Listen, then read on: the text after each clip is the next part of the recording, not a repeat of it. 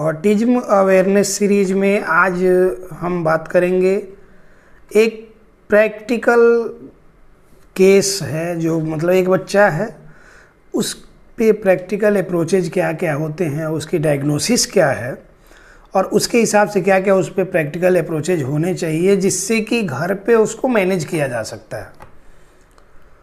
एक बच्चा है, वो लोग पंजाब से हैं, बेसिकली पंजाब से हैं, उन लोग अभी कनाडा में रहते हैं, पहले दुबई में रहते थे। तो अभी बच्चे को प्रॉब्लम ये है कि उसको ADHD है, attention deficit hyper active disorder.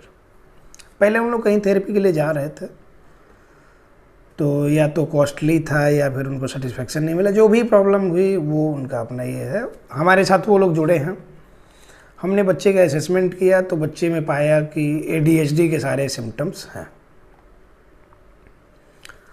अब उसमें कुछ कुछ सेंसरी प्रोसेसिंग डिजॉर्डर जो हम कहते हैं कि सेंसरी प्रोसेसिंग डिजॉर्डर, जैसा मैंने बताया है वीडियो में एक, कि सेंसरी प्रोसेसिंग डिजॉर्डर ऑटिज्म के केसेस में भी देखने मिलेगा, ADHD वाले केसेस में भी देखने मिलेगा। इसी में बहुत सारे पेरेंट्स लोग कंफ्यूज होते हैं, बोलते हैं कि बच्चे को ADHD भी है, ऑटिज्म भी है। तो ये एक अलग टॉपिक है कि मतलब ADHD और ऑटिज्म दोनों एक साथ हो सकता है या फिर सिर्फ ADHD या ऑटिज्म ही हो सकता है, ये अलग बात है। अभी फ़िलहाल हम बात कर रहे थे उस बच्चे की, उसमें सेंसरी प्रोसेसिंग डिजॉर्डर भी है और ADHD है। तो कन्फ्यूजिंग सच ये है, बहुत बार पेरेंट्स वीडियो देखते हैं और बहुत सारे लोगों का सजेशन लेते हैं, बहुत जगह जाके भी देखते हैं, तो उनको लगता है कि इसको मतलब ऑटिज्म भी है। तो ये उनका अपना ये है, एक्सपर्ट का ये होता है कि प्रॉपर डायग्नोस करना, उसके पीछे का सॉलिड रीजन देना कि सॉलिड रीजन आखिर क्या है जिसकी वजह से हम कह रहे हैं कि ये ADHD है। खैर, बच्चे की डायग्नोसिस हो चुकी है, उसका एक ट्रीटमेंट प्लान बनाया गया, उन लोग हमारे साथ जुड़े हुए हैं, रेगुलर सेशन में वो रहते हैं। बच्चे में प्रॉब्लम ये है कि वो बिल्कुल भी बैठता नहीं है, सिटिंग इंटॉलरेंस है, उसमें रेस्टलेसनेस है। जैसे कि ADHD में हाइपर एक्टिविटी होती है, बच्चे में हाइपर एक्टिविटी भी है, उसमें बिहेवियरल टेंट्रम्स ज़्यादा हैं, सेंसरी इश्यूज तो कम है, बिहेवियरल टेंट्रम्स बहुत ज़्यादा हैं बच्चे में।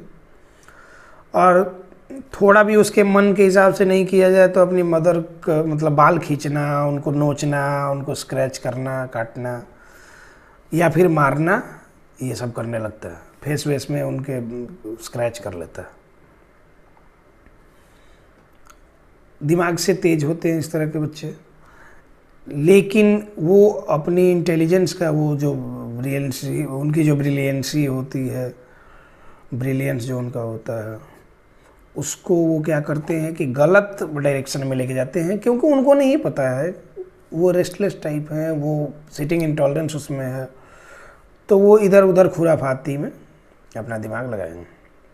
अब उन बच्चों के लिए क्या करना होता है कि उसको स्थिर बैठाना है, सबसे पहला काम हमारा यही होना चाहिए। तो एक जैसे प्लान बना दिया गया कि चलिए हेयर कट, नेल कट अगर नहीं करने देता है, उसमें इश्यूज हैं, तो ब्रशिंग वगैरह करेंगे, कंप्रेशन वगैरह करेंगे, हेड कंप्रेशन वगैरह, तो चला जाएगा। थोड़ा व्हील बैरो, वॉकिंग, बैलेंसिंग, कोऑर्डिनेशन की एक्सरसाइज की भी नीड है उस बच्चे में, वो भी की जाएगी, वो तक समझ में आता है। सबसे बड़ी प्रॉब्लम ये आती है कि न्यूक्लियर फैमिली में हैं और आप अगर हाउसवाइफ हैं तो बच्चे को मैनेज करना है। अब जो बच्चा आपके साथ हमेशा यूज्ड टू हुआ है, हमेशा कंफर्टेबल है, अपनी मनमानी वो किया है, वो आपकी बात सुनता नहीं है। आप जब भी ये करते हैं तो वो क्या होता है कि आप पे हावी हो जाता है और आपके यहाँ से भाग जाना चाहता है। मतलब उसको फ्रीली छोड़ दीजिए, क्योंकि वो जो चीज़ें कर रहा था पहले से, जिसमें आपको मज़ा आ रहा था कि सब कुछ तो अपने से ये कर रहा है, मतलब आपको अच्छा लग रहा था कि काफ़ी एक्टिव बच्चा है, बहुत सारे लोगों का ये होता है कि काफ़ी एक्टिव है, मतलब उनके लिए लगता है कि अच्छी बात है, लेकिन उनको ये समझ नहीं आता कि वो हाइपर एक्टिव भी हो सकता है।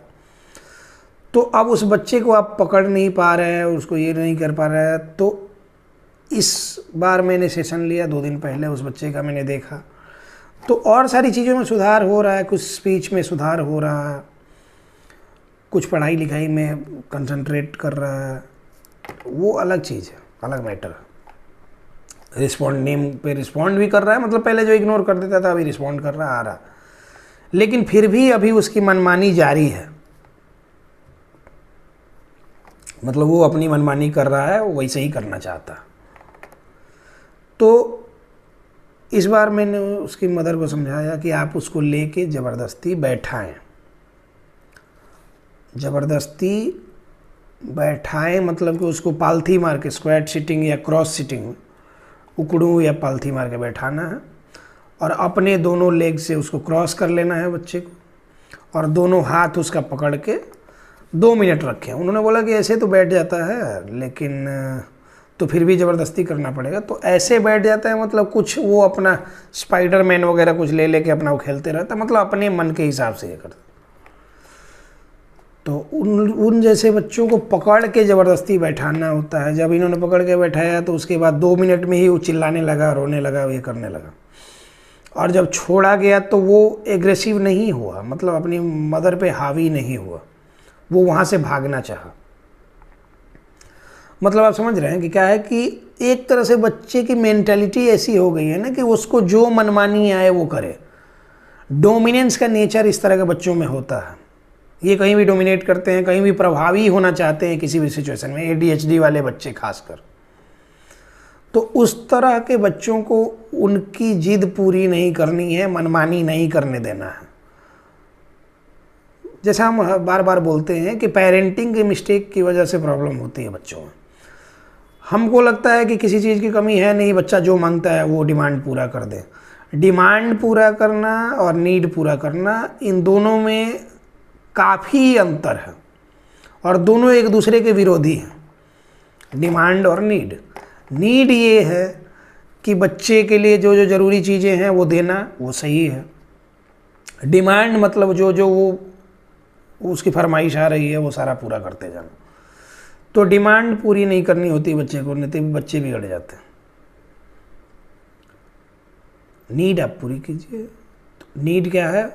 पेरेंटिंग के, प्रॉपर पेरेंटिंग, दोनों पेरेंट्स में हस्बैंड वाइफ जो हैं दोनों बच्चे के साथ समय बिताएं, ये होता है प्रॉपर पेरेंटिंग। वीकेंड पे बच्चे को साथ लेके जाएं चीज़ों को एक्सप्लोर करने के लिए, पार्क में, जू में, मॉल में, मतलब कि दुनिया को एक्सप्लोर करने के लिए बच्चे को साथ में लेके जाएं, ये सारी चीज़ें करें।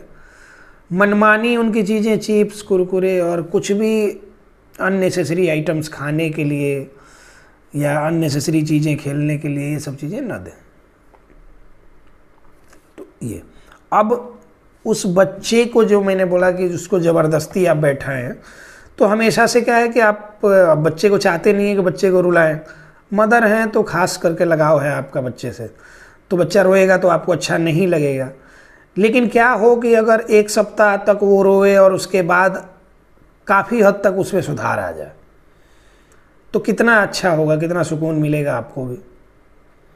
अब मतलब हमेशा जो आप रोते रहते हैं, मतलब उसको लेकर टेंशन में रहते हैं, स्ट्रेस एंजाइटी में रहते हैं, तो उन सब चीज़ों से अगर आप बच सकें, कुछ दिन का कष्ट सह के, तो कितना अच्छा हो। तो 1 सप्ताह से 10 दिन अगर बच्चे को ज़बरदस्ती आप 5-5 मिनट दिन में 4 बार 5 बार बैठा पा रहे हैं, तो उसमें से धीरे धीरे सिटिंग टॉलरेंस आ जाएगी। मतलब क्या होगा ना कि उसका गुरूर एक तरह से है वो टूटा, वो एक तरह से उसका पैटर्न डेवलप कर गया है। उसको लगता है कि हमको कुछ भी नहीं, जैसे पकड़ोगे आप पे हावी हो जाएगा, हाथ चला देगा। अब ये बच्चा है, आप माता पिता हैं, आप छोड़ भी देते हैं दुलार में, लेकिन नहीं छोड़ना, नहीं छोड़ना। गलत चीज़ों को कभी भी अप्रिशिएट नहीं करना, उसको तुरंत पनिश करना। पनिश करना मतलब कि मारना नहीं होता उसको। आप, मैंने सेंसरी स्टिमुलस के बारे में हमेशा बताते हैं कि आप कोई सेंसरी स्टिमुलस दे दें उसको, उसको एक उंगली फोड़ दें, उसके आँख को बांध दें थोड़ी देर के लिए, या फिर आइस क्यूब वगैरह लेके बॉडी में उसके कहीं डाल दें, देखें वो सारा ड्रामा उसका ख़त्म हो जाता है। तो बैठाना बिल्कुल ज़रूरी है, एकदम प्रॉपर मैनर में बैठाना, पकड़ के बैठाना, ताकि वो धीरे धीरे धीरे धीरे धीरे धीरे उसमें सिटिंग टॉलरेंस आवे, दिमाग उसका दुरुस्त हो। समझिए कि एक तरह से उसका गुरूर टूटे, क्योंकि इस तरह के बच्चे समझदारी में ये बदमाशी करते हैं, जानबूझ के बैठना नहीं चाहते। ये एक बात।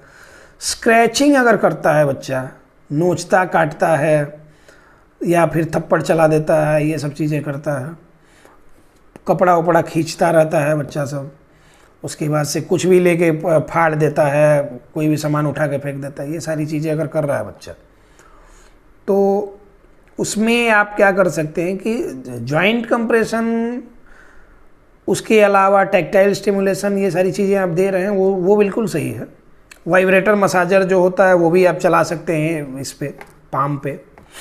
इसके अलावा कुछ कुछ एक्टिविटीज़ होती हैं ना कि जो जैसे स्क्वीजिंग, ये एक मेरे पास ये है, ये आप देख रहे हैं, टैक्टाइल स्टिमुलेशन के लिए भी इसका यूज कर सकते हैं। ये पूरा नुकीला सा इसका पूरा ये स्पाइक्स निकला हुआ है, तो टैक्टाइल स्टिमुलेशन के लिए आप इसको यूज कर सकते हैं। अभी जैसे हम इसको कंप्रेस कर रहे हैं, ये अब ये स्क्वीज भी किया जा सकता है। ये चूँकि रबर का है तो इसको स्क्वीज किया जा सकता है, हाथ से इसको स्क्वीज कर सकते हैं। तो अगर जो बच्चे इस तरह का ये कर रहे हैं, जो नोच रहे हैं, काट रहे हैं, उन बच्चों को अगर ऐसे ये करा जाए, ये टैक्टाइल स्टिमुलेशन की एक्टिविटी है, स्क्वीजिंग भी इसमें हो सकता है। देखिए स्क्वीज हो रहा है, ये छोटा हो रहा है, फिर छोड़ देंगे, फिर स्क्वीज कर सकते हैं, फिर ये कर सकते हैं। इससे क्या होगा ना कि धीरे धीरे धीरे धीरे धीरे धीरे वो बच्चों का स्क्रैचिंग का नेचर, कोई टीयरिंग वगैरह का नेचर, वो सब धीरे धीरे ख़त्म हो जाएगा। ये भी सेंसरी इशू में आते हैं। इसके अलावा आप क्या कर सकते हैं कि ऐसे मुट्ठी बच्चे का बंद करें, और बच्चे की मुट्ठी बंद करें, अपने दूसरे हाथ से इसको लेके कंप्रेस करें, ये कंप्रेस करें। तो ये कंप्रेशन देंगे तो धीरे धीरे धीरे धीरे वो सारी चीज़ें, उसकी जो ओवर सेंसिटिविटी है, या फिर कुछ बच्चों में टैक्टाइल हाइपो सेंसिटिविटी होती है कि वो हर चीज़ को टच करके फील करना चाहते हैं, वो सारी चीज़ें भी कम होंगी। स्क्रैचिंग वगैरह का नेचर जो उसका है वो भी धीरे धीरे कम होगा।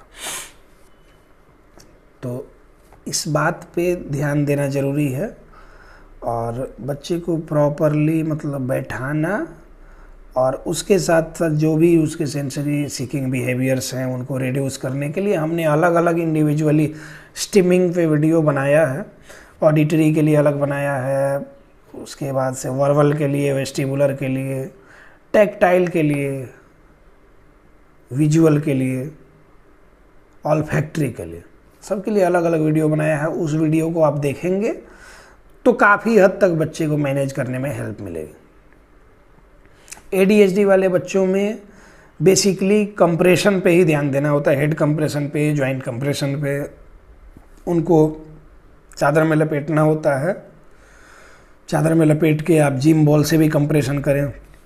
ये सब चीज़ें जब करेंगे, बच्चा जब स्थिर होगा ना, तभी क्या करेगा कि वो बातों को समझेगा, आपकी बात को समझेगा, सिचुएशन से रिलेट कर पाएगा, और तभी प्रॉपर एक कम्युनिकेशन, वो नॉन वर्बल हो वर्बल हो, वो डेवलप करेगी। क्योंकि इन बच्चों में स्पीच तो जनरली होती है, लेकिन कम्युनिकेशन मतलब प्रॉपर एक लैंग्वेज नहीं होता, तो उसके लिए भी काम करना होता है। ज़रूरी ये है कि बैठाना। तो इसीलिए सबसे पहला काम करना होता है, अगर बच्चे को ठीक करना है तो सिटिंग टॉलरेंस पे और रेस्टलेसनेस रिड्यूस करने पे, कंसंट्रेशन बढ़ाने पे। तो उम्मीद करते हैं कि ये वीडियो आपको पसंद आया होगा। अभी इस टॉपिक को क्लोज करते हैं, मिलते हैं कि नेक्स्ट टॉपिक में। धन्यवाद।